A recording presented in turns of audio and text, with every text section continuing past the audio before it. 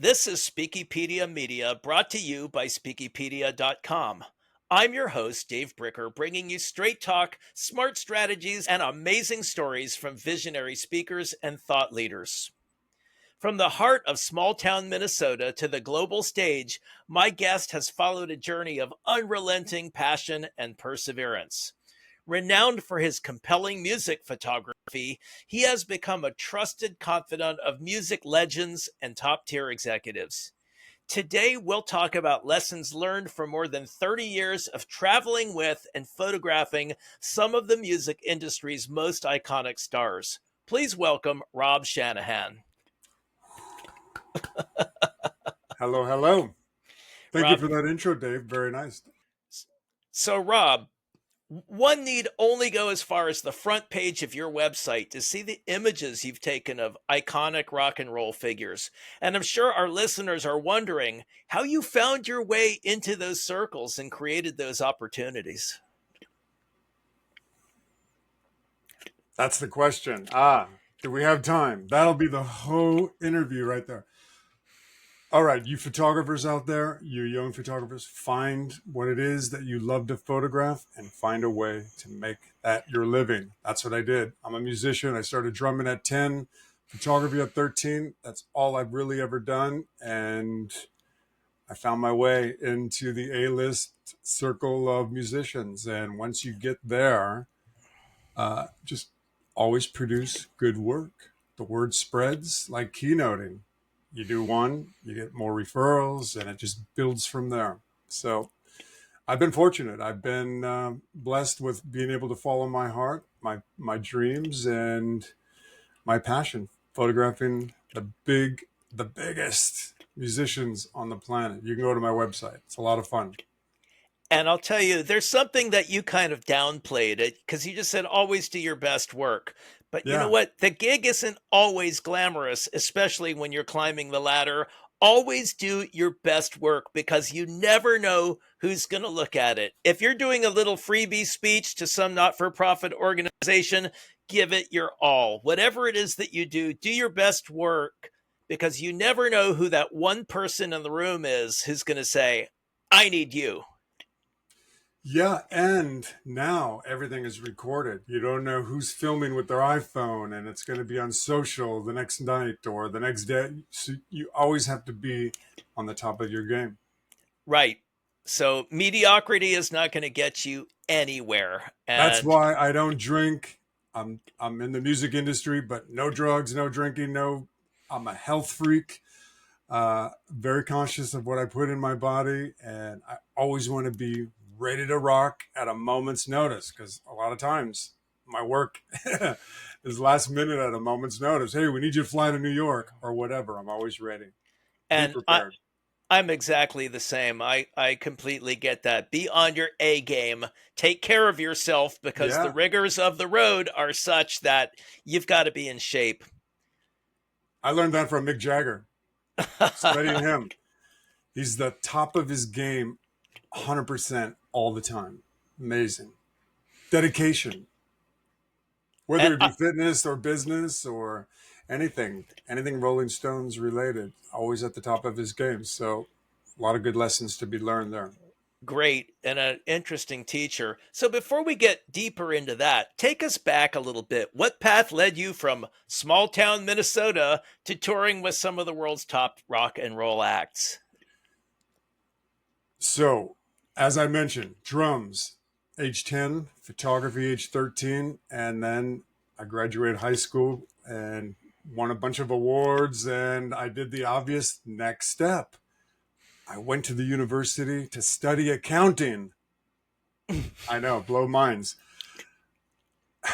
Income statements, balance sheets, macroeconomics, microeconomics. What the hell was I thinking?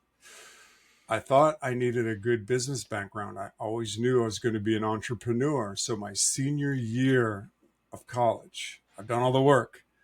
All my classmates are sending out applications and meeting with firms. And I'm thinking, is that really what I want to do the rest of my life? Crunching numbers in an office somewhere? Nope. So I packed up a van with everything I owned, including my drums, my camera, and I hit the gas for California. Love it. Love it. Mile 127, I had a flat tire. I had $500 in my pocket, $50 for a new tire. Wasn't going to stop me. I kept going. 4 days later, I'm driving on Sunset Boulevard going, okay, I'm here. Where do I start being a rock star? How do I become a rock star photographer? I had to figure it out. And I guess I did. Here I am. 35 years later. That was 1988. So, yeah, it's been a Wonderful. while. And of course, it's those flat tires. That's where the good stories come from, right? Yeah. Can you Well, imagine, like, whoa, I was traveling across the country and everything went fine. Okay. No, Next nothing speaker, always please. goes fine. Nothing always goes fine. There's going to be something, whether it's a flat tire or, life throws a lot of things at you. You need to handle it and find the good in everything and move on. That's it. Completely agree with you. Yeah. So here's something that photographers deal with because every 19-year-old yoga instructor claims to be a life coach. Oh, and a keynote speaker, by the way.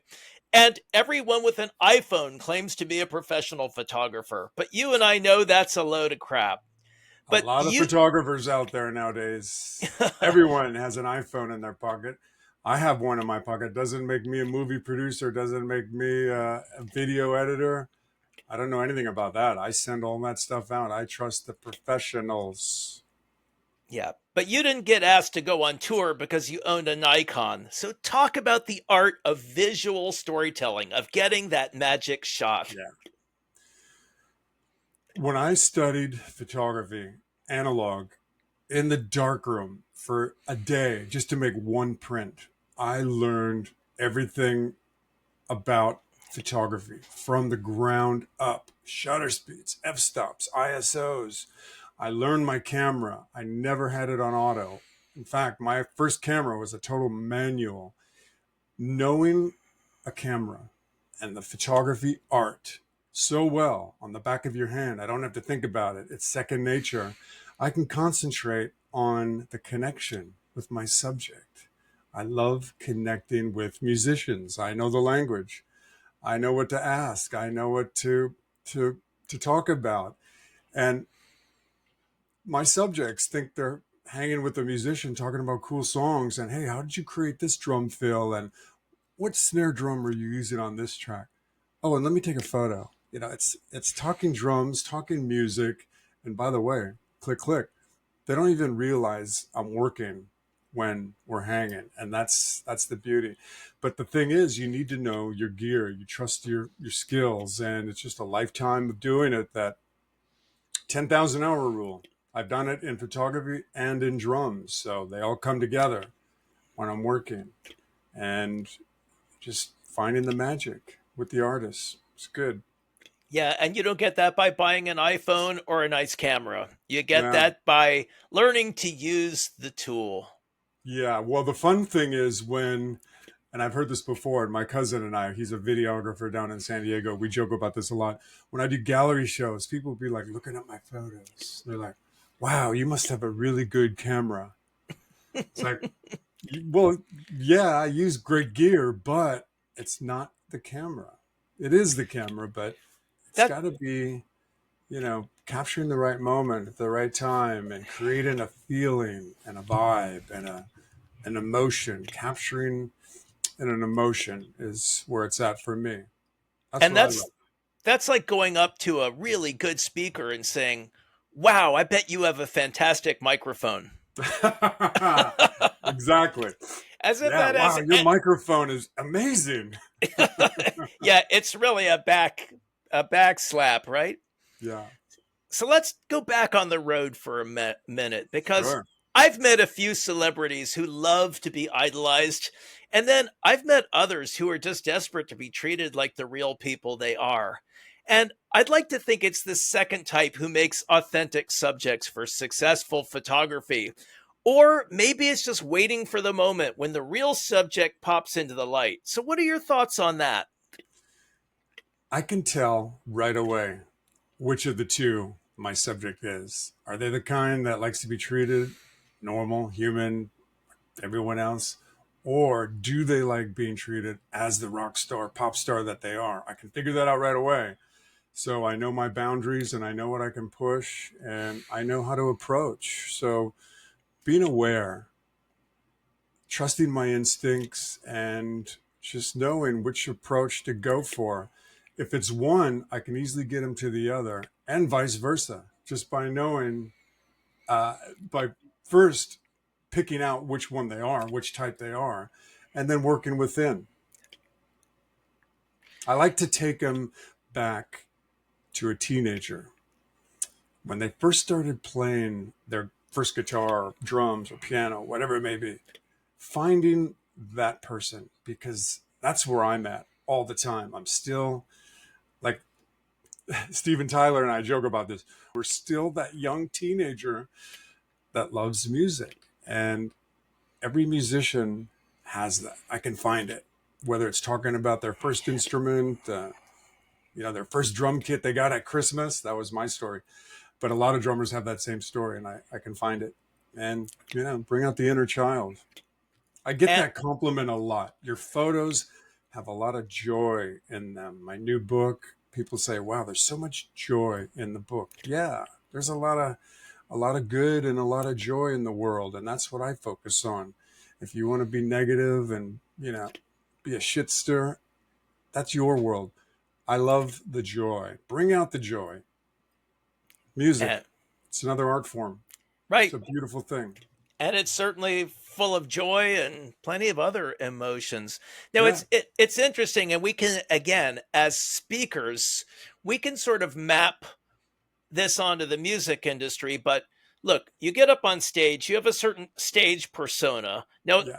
that's going to vary from speaker to speaker in terms of the distance from their true self. Who they are when you just run across them in the grocery store is one thing. When they're up on stage, when we're up on stage, we've got to be big. We've got to be entertainers. And when you're shooting somebody giving a rock concert at a stadium, they're in full stage persona mode. That's their job. That's what they're paid to do. So, where do you find that balance of not diminishing that persona that is their product, that's what they're selling, and still capturing that authentic self? I keep forgetting that this is Speakipedia. We're on a speaking interview here. We're talking a lot about music, but that's cool. That I love. But you're absolutely right. As a speaker on stage, different than when you're in the supermarket buying blueberries. So, how do you find that balance when I'm photographing subjects? As I mentioned before, it doesn't matter how big a superstar they are on stage. I mean, if I'm shooting a live show, I'll definitely capture that. But if I'm back in the dressing room or, in a studio somewhere with this artist, that's where I get to determine what part of them that I'm going to try and capture. And as mentioned, I just love going for that young inner soul, that big lover of music that's inside all of us from an early age. Well, as they say, it takes one to know one. And it sounds like that's one of the reasons you're the perfect person to be doing this. Yeah, I exactly. I know the language. I know the ins and outs of concerts and venues and recording studio. I know where to be, where not to be, and how to how to be. That's a big thing. Being a fly on the wall, not interrupting the proceedings, as Ringo would say.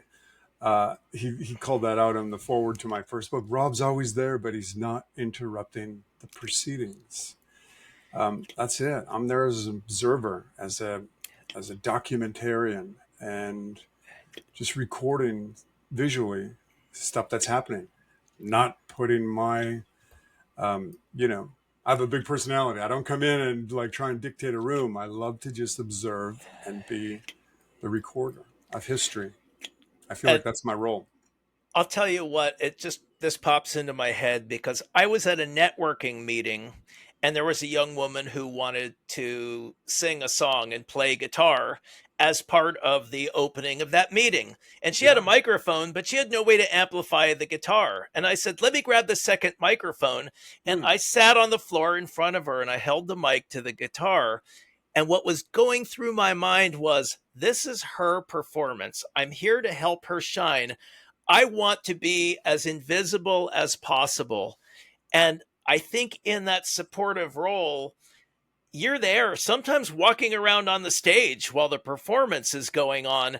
And at the same time, you have your invisibility cloak on. And I think that's a whole skill that some people don't even get. Yeah, I am on stage, which still blows my mind. I've done it with Aerosmith. I've done it with the Stones. I've done it just a couple weeks ago with Sammy Hagar, a couple dates with him. Uh, they want me out on stage. Do your thing. Just go everywhere. And I get those shots that nobody else gets. It's a really great place to be, to have that access, because I get the stuff that nobody else can get. So, And there's a boldness to this, I think. And I am by no means a professional photographer, but I've had times where someone said, "Hey Dave, can you take some pictures at my wedding?" or something like that. ah, And I'll get down on the floor with the camera shooting up, or I'll climb a tree or get on a balcony, or I'll go places that, stand on a table, things that most people would not be comfortable to do. And then I get this call like, wow, we hired a professional photographer and your shots are better. And it's like, ah, well, they didn't have the testicular fortitude to go where they needed to go to yeah. to get those shots. And there's a boldness, a bravado that comes with that, I imagine. And especially, you can't let your imposter sit like, what am I doing on stage with these people? It's like, I'm up here to capture these people. Yeah, you need to go where you need to go. And having an all access laminate on for shooting these great shows is the best, because I don't have to worry about anyone stopping me from doing what I do best, capturing art. And that's the best. It's very freeing. Love that. Yeah. So, is there anyone you toured with or photographed who just overwhelmed you with their authenticity, their kindness, their humor, their humility? Rolling Stones. Nobody better. Amazing. A really great group of incredibly intelligent English gentlemen. I don't interact much with Mick. I get like a head nod when I walk into a room. He sees me, he'll give me like a little head gesture. But Keith Richards come over, Rob, how you doing? How's Ringo doing? I'm like, you could call him, but he's asking me. And Charlie Watts, rest in peace, one of my favorites. That guy was amazing, and I got to do so much cool stuff with Charlie.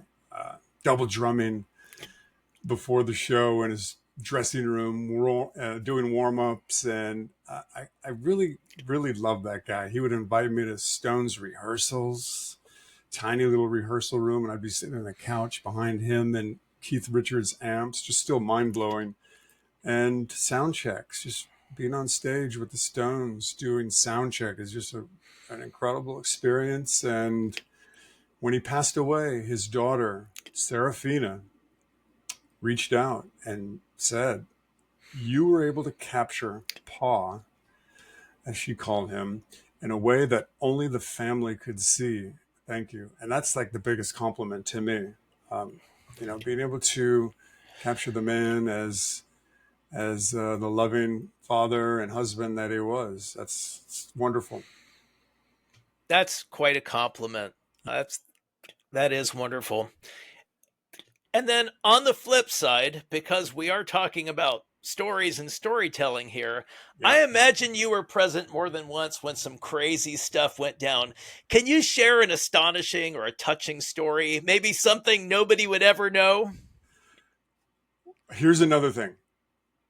All the artists that I work with know all the good secrets are still inside. They'll never come out. I don't talk dirt. I don't talk about any of my artists. I don't share any wacky stuff. My photos will never be in the National Enquirer. TMZ will never hear my stories. You get it? I can tell you that there are a, a million great stories. I have thousands of stories with your favorite artists through the years that I've been collecting. I've been writing, and I keep a journal, and I have great notes. I keep all sorts of notes and my calendars. Someday, when I'm ready to retire and sit down and start writing, it'll all flow out. But for the most part, the guys that I work with and girls, the musicians that I work with, the upper 5%, I'll call them, they have nothing more to prove. They've accomplished so much. They're really great to work with. When you get to the B and C level artists, which I've done, I've shot all kinds, all sorts for my clients. My clients that are musical instrument manufacturers, I shoot a lot of their up and coming. And, when you start shooting people that are still struggling, that's when you start getting some weird attitudes and crazy, crazy stuff. But for the most part, the big guys, they got nothing to prove, and they're just out creating and doing the magic. Well, I respect your answer very much. I don't want gossip and dirt on the Speakipedia podcast either. As far as that kind of stuff, the tours that I'm on and the artists that I work with, it's such a well-oiled machine. So you don't see any of that. Travel is always, super A+. So none of those usual travel issues that maybe a touring band in a van might experience, if you know what I mean. It's great to see how great tours are run. Like, I'll keep bringing up the Rolling Stones. I mean, that's an amazing machine. And there's an advance team. They're at the next city before the band is even on the stage from the city before. So they have a really great advance. So when the traveling circus does arrive in your town, it's so well planned and laid out. So it's seamless. Pretty sweet. Love that. Yeah. So if you're just joining us, you're tuned into Speakipedia Media for aspiring and professional speakers and thought leaders who want to make more money by changing hearts, minds, and fortunes. My guest today is rock and roll photographer and keynote speaker, Rob Shanahan. So Rob, there was a study that asked Fortune 500 executives what they'd want to do if they weren't leading a big corporation. And you can guess the number one response was Rockstar. I was going to say, let me guess. And then one of the most viewed videos on my YouTube channel was a short with our friend Bruce Turkel called Everyone Wants to Be a Rock Star. So everyone wants to be a rock star. What does it actually mean to be one? That's why I'm really enjoying my keynote world, because I get to bring so many great stories and photos into the business world from my Rockstar world. I love it. It's really great. Executives love it. VIPs love it. CEOs love it. And we bring the Rockstar attitude to their organization. And I'm not talking about all the negative parts of being a rock star. I'm talking about all the positives. So to expand on that, look, I'm not famous. I don't think I want to be famous. And one of the benefits of that is when I go to the grocery store or eat in a restaurant, nobody's gawking at me or trying to figure out how to sidle up and ask for my autograph. So you've been in the middle of this, though. What sacrifices do celebrities make to fame? How does it affect them? And do the people who think they want to be famous really want to be famous? Yeah, you have to be careful. That's a slippery slope. You want fame, but you got to be willing to give up your personal life. And some artists can go out in public and they handle it well. What's really fun is, have you all noticed in the last Stones tour, Mick would post photos on his Instagram, him hanging out at some local pub, and he would have his cap on. He wouldn't be in his stage gear, just kind of enjoying a beer with people at the table next to him, not realizing, wow, that's Mick Jagger. He can blend in very well. He'll go walking in the park. He'll He'll go make himself appear in public, and he can do that pretty hassle free. Some people, like, I mean, God, imagine Taylor Swift walking through a mall or trying to go have a beer in a pub. I bet it's impossible. So she could probably tell you more about the perils of being super world famous than anyone. There's a ton of artists like that that just really can't go out in public. So you have to be careful. Yeah, I don't think I'd want that, but that's me.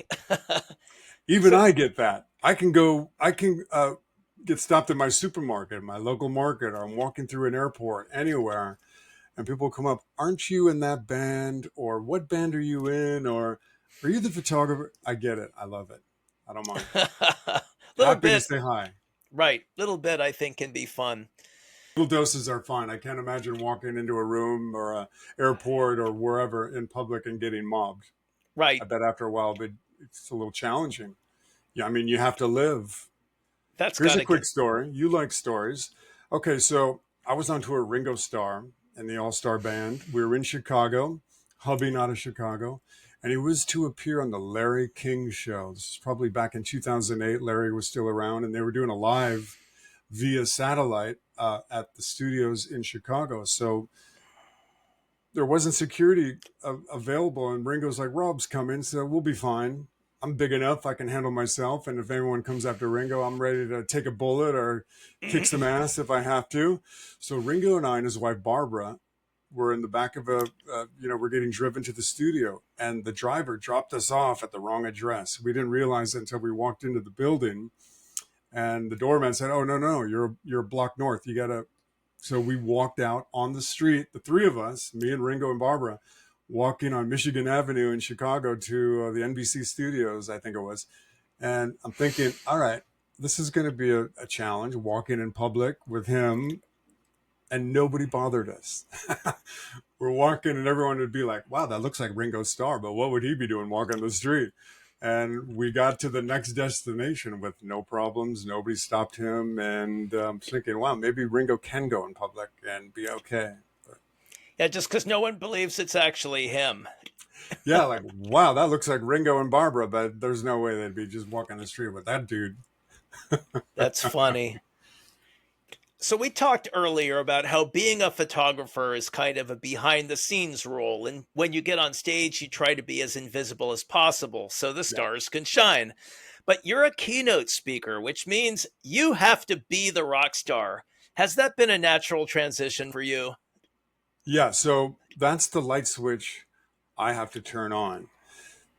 And it is a challenge because I've always been really good at, letting the spotlight shine on the subjects that I'm shooting, that I'm working with. I'm really good about hiding in the shadows. I know it's not my turn to be in the spotlight and shine.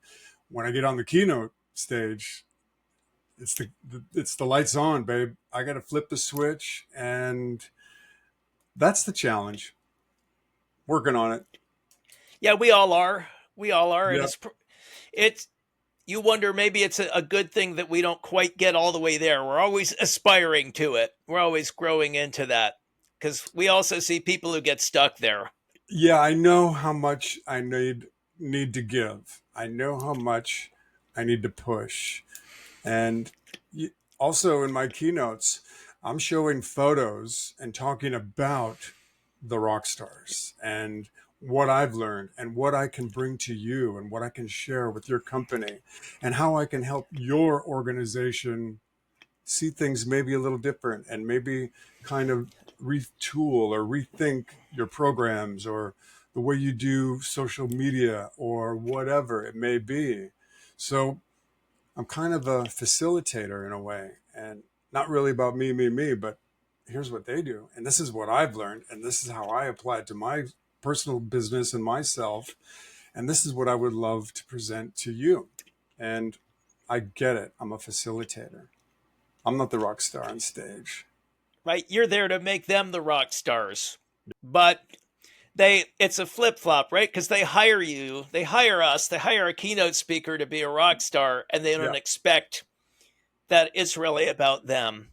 So let's unpack that some more because as a speaker, You share some of these lessons from the road with your audiences. So, what are a few of those lessons? What can your audiences learn? What can our listeners learn uh, from the rock stars on the road? Well, the first and the foremost, as I mentioned before, fitness, health, getting a good balanced meal while you're on the road, while you're at your weakest, so to speak, maintaining 100% commitment to your physical health, your healthy diet. It's a tough thing to do on the road. It's fast food, whatever. I don't eat fast food in LA. I don't do it on the road. I stock my fridge in the hotel from the local Whole Foods or supermarket. And, I don't eat crappy food. And I check out the hotel gym and I use it. I make sure I keep up my fitness routine. Mick, same thing. And a lot of times I find he runs the hallways of the hotel, nice and cushy carpet, easy on the knees, on the joints, and he just starts doing laps up and down, or around a whole floor. Just starts running around. I've started doing that months or years ago, and I found it to be very good. Also, it's a very good way to keep the blood pumping and keep everything together. Also, the music biz, people think these guys are partying, doing drugs, as I mentioned before. I'm sure at one time they were. The smart ones learn that's not the way to longevity. So you have to think about the big picture. And that's why the Stones are still out doing it. Keith Richards, those guys are like 80 years old. They've been doing it 60 years, filling the massive stadiums of the world. And the only way they can do that is by focusing and being the top of their game. And even Keith realized he needed to cut out the cigarettes and most of the drinking and whatever. But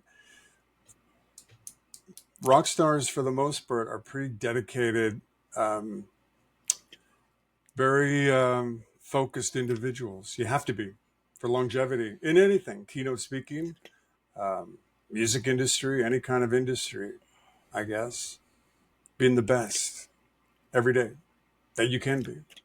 And it Working on starts at home. always learning too. They're always trying new, maybe new recording methods or new ways to look at their art, or maybe they're writing a different kind of song or trying a different fashion, or they're always growing. No one better than Lady Gaga to prove that. I mean, she's the queen of fashion and music and always pushing the envelope, and just, just an amazing performer. And just one example. So many examples. I That's think wonderful. all of us, we need to continue to learn. I'm always trying to learn new things. I'm first of the year, I'm like, what, 7, 8 months, 9 months into acting classes. I love it. I jumped in. I've been in LA for 35 years and I finally got into an acting class. What's wrong with me? What And happened was I did a one-man show at the Grammy Museum here in downtown LA for my book launch. And in the audience was great actor John Lacey. He's in the new Joker movie and he did the voiceover. Really great actor. He's been in a bunch of TV shows. He was in the audience, fan of my work. And after when I was doing the book signing, he said, I run a Tuesday night acting class. You should jump in. I can help you with blah, blah, blah. And it was so much fun. First day, he pulls me up on stage and got me into a scene. And it's been great. I really like it. And it's just about building, confidence on stage and performing. And no better way than to work on it. Everything else, AI, figuring it out, learning. Photoshop. I've always been on the top of the Photoshop curve and learning as much as I can and always challenging ourselves. And I just got a new drone camera a couple months ago. I love it. Go to my website, robshanahan.art. Go to my aerials. It's been amazing. I love it. Great bird's eye view. Really great new angle to see the world. Yeah, the tools we get are amazing. And yes, I agree. We have to keep learning and keep growing. And as soon as you get to that point, like, I can't do that. That's too hard for me. It's like That's when you start slipping the wrong direction. You've got to keep challenging yourself. Yeah. Okay, since this is a keynote group, my very first keynote. By the way, I've been speaking in the photo world for a lot of years. I've become an ambassador in the photo world. So I do speak at Photo Fest, whatever, Seattle, New York, Chicago, LA. Whenever there's a big photo convention, they'll have me come in and speak. So I'm used to talking to photographers, gear, lighting, photo talk. I was at a dinner party here in LA for a big country artist. I've been shooting his records forever. Had a dinner party night before his show, invited me to the show. Sitting next to me was his neighbor in Nashville, who happened to be a VP of CenturyLink. He said, Rob, I've been on your website. I can't freaking believe it. Van Halen is my ultimate favorite band. Tell me a story. I started telling him the story. Then he wanted to know another story from another band.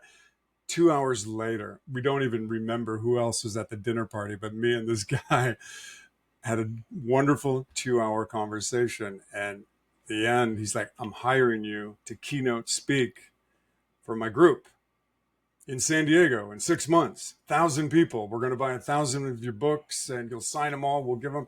I'm like, wow, awesome. 6 months later, I'm standing behind the curtain, ready to go on. The stage manager, with the mic. Okay, 30 seconds, counting down, and they're giving the Rob Shanahan, rock and roll photographer, blah, blah, blah. Slideshow of a bunch of photos, whatever. And I'm standing there going, okay, what's my first line? How am I going to do this? What am I doing? I have no idea. You don't know until you try. That curtain opened up. I walked out. The wings popped out of my back. I don't know where they came from. And I flew. And it just came out of me. And I didn't realize my wife in the audience realized, you have to do this. You have to do this more often. And I found that was the beginning of, this wonderful keynote journey that I've been on. And I hadn't had that opportunity. I don't know if I would ever found it on my own, but that gets me to O of icons in my acronym: opportunity. Make them, create them. And that was an opportunity that presented itself. And I've always been a firm believer: preparation, opportunity equals luck. You all know it. I was ready. I was prepared. Well, I wasn't really ready because I had no idea what I was going to say when the curtain opened, but I've done the work. It's been a whole lifetime of it. I'm just going to tell them what's coming from right here. The authentic self always wins. So the curtain opened, they got the authentic me, and that was it. And you know what? There's this idea of ready that people get stuck in. You were ready to give it your first shot. Was it your best keynote ever? No. Did you have a lot to learn? Yes. But you know what? The opportunity came and you said, yes, I will be there and I will deliver the keynote. Yeah. And you gave it your best shot. And probably your standards were a lot higher than the audience's. I'm sure they were thrilled with what they got. It went awesome. And I booked so many from that very first one. That was the word of mouth power I've realized is very effective in the keynote world. You never know who's in the audience. You have to give it your 100% best. And maybe being a little naive, that first one was a good thing. So I didn't have any kind of preconceived idea or notion what it should be. I thought, well, let me just go and share my story. And that's what my friend, John, the VP, said. Just share your story. Just tell them how you did it. Start from the beginning, go back. And I'm like, okay. So I did. And if you live it, you know the story. There's no script to memorize. You're just reliving what you've done. Thank you. That was it. Just be your authentic self, speak from the heart, as I mentioned, and let it go. Let it flow, baby. I completely agree with you. Too many people get stuck up like I've got to write this 5,000 word book and memorize it. And what, read it out of your head to the audience? How boring is that? So yeah, it's your story, you know it. Just you can refine it, organize it. That happens over time. But yes, go for it and let it go. Here's another thing. Great point. Great segue. John Lacey, my acting coach. John Lacey's so good. You got to look him up. He's really great. And what I love, he's a fellow Minnesotan. How cool is that? So he told me actors, they don't memorize lines. They don't try and read a script and learn it line for line, word for word. They learn the story. It's a story. Every scene is a story. Learn the story like it's your story. You put the character into that story and then you just retell the story. You don't have to worry about the words, the lines, if you know the story. Love that. Yeah. So, Rob, you have released 2 books, appropriately called Volume 1 and Yeah. Volume 2, with big musical instrument volume knobs on them. So, but it's easy enough to look at a big book of cool photos and smile. But I know you went through a process of selecting the right shots, putting them in the right order, and making sure they came off the printing press looking the way you wanted them. So, Yeah. talk a little bit about that very special storytelling process that most people will never be aware of. Talking about this earlier, you and I, being willing and able to delegate. It's the only way. Books are massive projects, especially a photo book. I'm going through archives and years of my work. I'll pick out like 300-400 of my favorite photos, things that I think should be in the book. Doesn't mean it's accurate. Doesn't mean it's the way it should be. I have an art director and my wife, Hillary, who happens to be an amazing, wonderful graphic designer, who's also my art director. Graphic director of the book. She does all the layout of the book, the design, the cover, all the great work that you see of my books is all because of my wife. I trust her and my art director, Scott Donnell, who I've been shooting with for 25 years. He's my favorite art director. He and I know exactly what we want. We have our own way of communicating. He'll tell me like 3-4 words and I know exactly what he means. And he's been art directing my photo shoots and he's wonderful. I trust him. So he and my wife, they're the ones that get to pick what ends up and what gets selected for the books. And, they're all my babies. And we just have a big wall where we put the photos up and they come in and they start pulling deadbeats off the wall. And I'm like, no, I love that photo. How can you pull that? I just let them do their thing. And I don't argue. I don't fight it. I fight it a little bit. I never win though. And I just trust them. I trust their instincts and I let it go and they decide what order.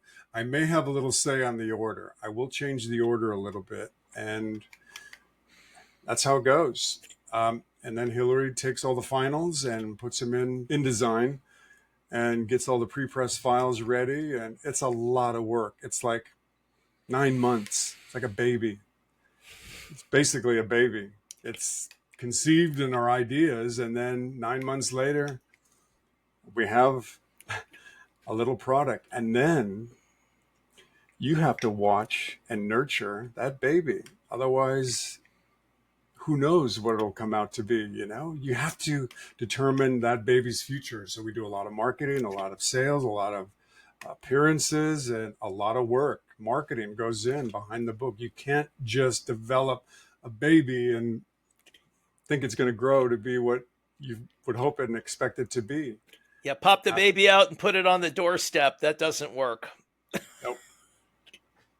And it's part of the fun. It's part of the work. I love doing the TV shows. I've been lucky. I've been getting on, a lot of national TV shows and local here in LA, New York, Minnesota, of course, my hometown. So we do a lot of promotion and it's part of the fun. So, Rob Shanahan, if one of our listeners wants to learn more about you and your books and the presentations you give, where can they find you? Well, my gallery online, robshanahan.art. I have a keynote site, robshanahankeynote.com. You can find me at either one. Of course, jump on my social, at Shanahan Photo, Instagram. I'm posting fun stuff behind the scenes you're never going to see anywhere. And a few cool stories, a lot of cool stories. And also, in addition to my rock and roll photo world, I found out another love, photographing the wild beasts of Africa. So much fun. I did my first safari just before COVID, Loved it so much. I couldn't wait to get back to Africa. I've been back twice, and we have another trip planned after next year. And it's a lot of fun. I have a lot of those photos on my gallery site, and happy to say that they're selling. People are collecting. So all part of keeping the magic happening and moving forward. Rob Shanahan, thank you so much for being my guest today. Yeah. Thank you for having me, Dave. Pleasure. I'm Dave Bricker, inviting you to explore the world's most comprehensive resource for speakers and storytellers at Speakipedia.com. If you're watching this on social media video, please love, subscribe, and share your comments. And if you're listening to the podcast, keep your hands on the wheel, stay safe, and I'll see you on the next episode of Speakipedia Media. Rock and roll, people.